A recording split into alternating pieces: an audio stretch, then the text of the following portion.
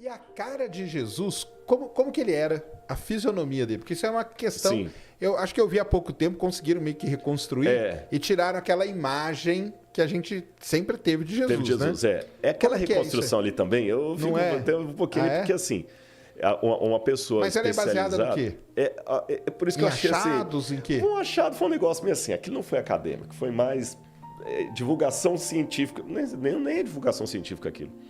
Foi um sensacionalismo da mídia, porque tem a ciência séria, tem um estudo acadêmico sério, tem Mas o existe um populacho... estudo sobre a fisionomia, como que era Jesus? Não, eu isso aí pouco importa pra galera. Pouco importa pra galera. Mas ele era o quê? Ele era parecido com o pessoal que vivia naquela época lá. Exatamente, pronto. O que é esse intermédio aqui? Não é nem céu, nem inferno, é purgatório, que é o limbo, né? É aquele pessoal que paga, às vezes é uma revista, tipo um Discovery, um History Channel, claro. que paga rios de dinheiro, o cara vai pro negócio e quando você é da área, você sabe que não é aquilo. Por exemplo, às vezes pode pegar alguém e falar assim, nossa, mas agora descobriram um quasar que assim, e o quasar emite de si por segundo, ele viaja 98% da velocidade da luz, isso aí vai revolucionar o mundo, o quasar, tudo. Aí eu, Rodrigo, sou leigo, falo assim, cara, descobri o negócio do quasar, agora o mundo pode acabar. Não é nada disso, o negócio do quasar já existe há muito tempo, não é bem isso que estão colocando aí. Você vai me alertar. Na área da arqueologia é a mesma coisa. O que eles pegaram? Eles pegaram um crânio, supostamente de um judeu do primeiro século. Não se tem certeza se o crânio é de um judeu do primeiro século. Porque você sabe que restos humanos... Engraçado, aí o Pirula explicaria isso melhor do que eu, que é a área dele de biologia, mas o osso humano desintegra muito mais rápido que o osso de animal. Sim. Pirula, se eu estiver falando bobagem, que você me corrige depois, manda uma mensagem, mas pela arqueologia a gente nota que quando a gente encontra... Eu já escavei, já encontrei osso animal e osso humano no mesmo sítio arqueológico. O animal, ele tá mais durinho. O humano vai se esfarelando com mais facilidade. Entendi. Eu não sei se foi ali. Eu sei que é difícil encontrar um crânio do primeiro século assim. Pá. Segundo, por leis religiosas que tem nos países do Oriente Médio, judeus e muçulmanos, eles não emprestam um crânio humano para fazer um negócio daquele assim gratuito. Você tá entendendo? Porque tem uma respeitabilidade pela pessoa humana. Existe uma ética. Você não pode pegar assim, é um cadáver. Não, tem um respeito, é um ser humano. Foi um ser humano. Então, primeiro, aquele crânio ali, qual a procedência dele? Ninguém sabe. Entendi. Segundo, quando fizeram a reconstituição lá, aí assim, dá todo um viés assim, laboratorial, o cara de jaleco, olhando no microscópio, tá, a medicina forense e tudo e tal. Você sabe que tem coisas que você não tem como reconstituir. A cartilagem. Eu posso ter uma ideia que o camarada tinha um nariz negroide, porque ele era daquela parte da África subsaariana e tudo mais. Eu posso sugerir que o sujeito fosse loiro porque ele foi encontrado lá na Sibéria e era o pessoal era mais branco, mais caucasiano. Eu posso sugerir isso. Mas orelha, cartilagem, nariz, pelo, cabelo, não tem como você saber. Pode saber se era homem, se era mulher, se era velho, se era criança, se era adulto. Aí pegaram e começaram. Isso aqui tudo, então, é licença poética. Quando desenharam o nariz do cara e tudo e tal, aí puseram aquela barba e tudo mais. Assim era Jesus. A ciência agora dá um novo mapa de Cristo. O que eu posso falar do rosto de Jesus? Eu posso falar para você o seguinte. Ele deveria ser uma pessoa como um judeu de sua época. O biotipo do judeu da época, que é diferente do biotipo do judeu de agora. Porque agora você tem um judeu askenazi, você tem um judeu da Espanha, o sefaradita, tem o judeu da Polônia. Então, quer dizer, tem vários tipos de judeus. Aí foi misturando. E tem o judeu etíope. Você vê em Israel, o judeu da minha cor. Tá lá no exército, lá, falando hebraico, tudo judeu, de origem etíope. Você tem judeu loiro. Você tem judeu com aquele nariz mais afinado, assim. Então, tem que pegar qual que era a característica do judeu da época.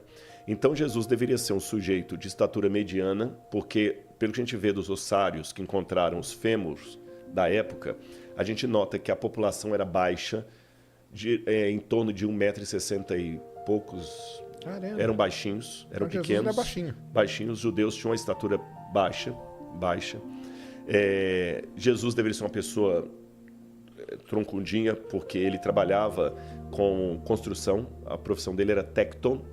Tecton que o pessoal traduz como marceneiro ou carpinteiro, mas não tecton. Você não fala da tectônica de placas? Olha o mundo grego aí ajudando a gente. Claro. Tecton é construtor. O chefe dos arquitetos, dos construtores é o arquitecton. Então eles eram um tecton, né? A tectônica de placas, como é que as placas vão se construindo, se avolumando. E é pedra. Então ali na região da Galileia trabalhava com pedra pesada e tudo andava a pé. Forte. Jesus era forte, tanto é que ele aguentou, carregou a cruz. Carregou a cruz, né? Depois de ter apanhado a noite toda, foi forte ali e tudo mais. Então ele veio ser forte. O nariz, o perfil do judeu é aquele nariz assim, tipo arqueado, sabe? Bem arqueado assim. Barba volumosa. A pele devia ser uma pele mais azeitonada, porque eles estavam muito expostos ao sol. Né? Direto. O sol direto. Cabelo mais crespo e farto. Cabelo mais crespo e farto. Isto é o que eu posso concluir da aparência. Algumas coisas que eu falei estão em consonância com esse estudo que você mencionou aí. Né? Que também coloca um cara meio ali e tal. É que também eles não podiam fugir muito, porque senão ia ficar muito esquisito. Né? Agora, o que Jesus não era definitivamente é aquele ser quase com carinha efeminada, olhinhos azuis, aquela barba assim, com a carinha assim. Aquilo ali é uma construção. Sabe que aquele Jesus foi baseado em Luís XVI, né? Porque tinha a época todo Luís XVI, toda da França. Que ele era o padrão, né? É o padrão de beleza. Entendi. Então Jesus foi o padrão de beleza. Então, caramba, ele era baixo. Porque não pode colocar ele baixo, né? Porque senão como que ele ia chegar nos lugares, né? Exatamente. Chegar impondo ali, né? Impondo. E não, né? Que coisa, né? É muito complicado, né? E aí, essa parte aí que você falou, né? Que, cara, assim, eu sou ateu e tudo, mas eu acho sensacional essas histórias, viu? Acho sensacional. Não, elas fascinam, elas são legais. Fascinam. A fase final ali, que você falou que ele carregou a cruz. Então o negócio, a cruz existiu, ele foi crucificado. Tudo isso aí já é comprovado. Arqueologicamente. Sim, arqueologicamente. Mesmo. Inclusive, eu vou dar algumas evidências para você. Só pra gente contextualizar, era algo comum na época. Muito. Milhares, se não milhões. Eu tô resistindo a falar milhões, mas eu tô quase falando milhões. Não posso falar milhões com certeza, mas milhares eu posso. Milhares de pessoas foram crucificadas pelos romanos. A cruz era uma coisa tão detestada que a palavra crux, em latim, era um xingamento. Caramba. Quando eu queria te amaldiçoar, eu falava crux. Teve uma época que eu vou lembrar o nome foi perto da época de Cícero. Tinha um advogado chamado Rabirus. Não, minto. O Rabirus é o que estava sendo acusado. E o advogado, na época de Cícero, colocou uma norma, uma jurisprudência, em que a palavra crux não deveria ser pronunciada diante dos ouvidos de um cidadão romano. Seria como falar um palavrão aqui. Existem certas palavras que o YouTube hoje também... Sim, barraria, né? Crux era uma delas. Entendi. Aí havia 5 formas de pena capital dos romanos. Você tinha lapidação, quando a pessoa era apedrejada. Você tinha o cremácio, quando a pessoa era cremada viva. Você tinha o afogamento... Tinha mais uma que eu esqueci, a última que era a crucifixão. E era considerada a pior de todas. A pior de todas? Pior de todas. Caramba. Aí, por que só encontramos 3 exemplares de crucificados até hoje? Porque o crucificado não tinha direito a um sepultamento digno. O corpo dele era jogado num lixão chamado putenescum. Olha só. De onde vem a palavra PUTA, que significa putrefazer. Aí muitos até pegavam isso e falavam o seguinte, é mito da Bíblia que Jesus foi sepultado no túmulo de José de Arimateia, porque os romanos... jogava o corpo ali. Só que encontramos já 3 exemplares que fugiram à regra. Um encontrado na Itália, acho que foi na Itália, o outro foi em Roma e o outro em Israel. O de Israel foi o primeiro a ser encontrado. Em 1969, perto da Guerra de 6 Dias, estavam reconstruindo Jerusalém depois da guerra e tinha um bairro lá, que existe até hoje, chamado Givat HaMivtar. Os tratores passaram e bateram num túmulo antigo. Caramba. E dentro desse túmulo tinha uma caixa de pedra que nós chamamos de ossário ou ossuário. Porque a pessoa, depois que morria... É interessante, o sepultamento era 1 ano depois de sua morte. Caramba! Porque você morria, o seu corpo era colocado no sepulcro, que era uma caverna. Depois de 1 ano, o pessoal ia lá, tirava os seus ossos, colocavam nessa ossário, caixa. Aí colocavam num gavetão assim e você estava com o túmulo pronto para outro membro da família. Entendi. Esse que era o aproveitavam, né? Aí aproveitavam. Acharam esse ossário. Aí estava o nome escrito do sujeito lá, Yohanan ben Hagakol. 1,63 m de altura. Lembra que eu falei que todo mundo era baixinho?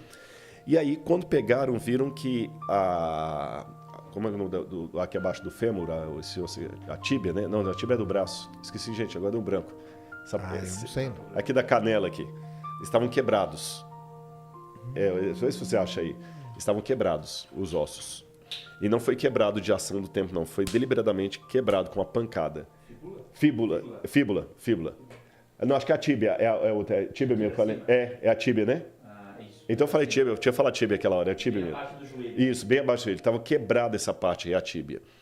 E alguém quebrou aquilo ali. E eles falaram, interessante. E no calcanhar tinha um prego romano crucificado, enfiado. Caramba. No calcanhar, na cartilagem. Tava lá o prego. Estava lá o prego. Então, viram que foi o único exemplar de um crucificado. Aí o pessoal da Universidade Hebraica, doutor de Saferes, tinha outros médicos, doutor Zias, fizeram um levantamento técnico, como é que seria... Aí vem a medicina forense. Tá vendo como é que a arqueologia lida com várias outras áreas? Até a astronomia, quando a gente estuda a astronomia babilônica. Sim, a astronomia, ela por causa do jeito que o pessoal falava, né? Eclipses e coisas, exatamente, né? e tal. Aí perceberam que era um crucificado e levantaram. Então, a forma como Jesus estava crucificado...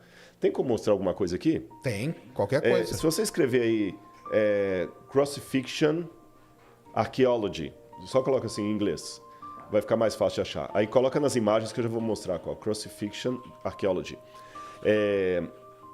Aí o que acontece? O formato como o sujeito era colocado na cruz era muito assim diferente do que os livros mostravam. Pode colocar nas imagens ali, por favor. Posso ir aí rapidinho? Não, ele vai passar aqui? Pronto, fica mais fácil. Olha aqui, olha. Olha o osso que encontraram. Abre esse aqui, por favor. Esse aqui, ó. Isso. Caramba, cara, encontraram assim Olha lá, um prego mesmo? Olha o prego. Olha lá, tá vendo? Que doideira. Sendo o calcanhar dele. E se você voltar lá, eu vou mostrar como é que a gente agora deduz. Até essa descoberta, a crucificação, então, era meio que um negócio que você não sabia. Exatamente. Na verdade, esse aqui é o que foi encontrado na Inglaterra. O de Israel é desse aqui, ó. O de Israel é esse aqui, ó. O de cima. Pode ser esse também, não tem problema, não. Pode ser esse. Se tiver com boa resolução. Pronto. Aqui, é lógico, isso aqui é um desenho de como ele estaria originalmente. Sim, claro. E ali o original foi encontrado. Ali, ó. E o prego tá torto, porque imaginam que eles batiam e depois batiam no prego aqui para poder enfiar. Não é à toa que o negócio era posição do sujeito, veja bem, não é na planta do pé, como você vê nas imagens. É verdade. Tá vendo, olha? Agora, volta, por favor, nas imagens que eu vou ver a posição dele, alguma mais... Essa aqui, ó. Essa aqui. Isso. Caramba, seria era essa assim, a ideia do crucificado, com a diferença que aí o sujeito está amarrado. Na verdade, as mãos eram pregadas. Aí o prego na mão era na mão mesmo, era aqui no meio. No meio. E aqui... A diferença é o pé, então. O pé do lado, e aqui o sujeito ficava sentado num banquinho chamado sedícula. Então, onde está aí a parte aí do baixo ventre, tinha um banquinho. Ele está sentado. Ele está sentado e aqui. Mas você percebeu que ao fazer que assim minha voz mudou? Então, você fica numa posição incômoda e daqui a pouquinho você vai perdendo o ar. Ficavam? É isso que é interessante. Os romanos, eles faziam a crucifixão para durar vários dias, provocando dor. Dificilmente alguém morria pela cruz. Ele morria de insolação, desidratação. Era mais uma tortura, né? E Jesus morreu com 3 horas. 3 horas? Isso foi um surpresa. Tanto é que o soldado romano falou assim, mas ele já morreu. Não era para morrer tão rápido assim. E quando a pessoa... Mas não matavam, então, com aquele negócio da lança não existe. Não, existe. Mas qual foi o lance da lança? Quando eles queriam apressar a morte da pessoa, que eu falei que ficava 3, 4 dias, eles praticavam o crurifrágio, que era quebrar as pernas. Por quê?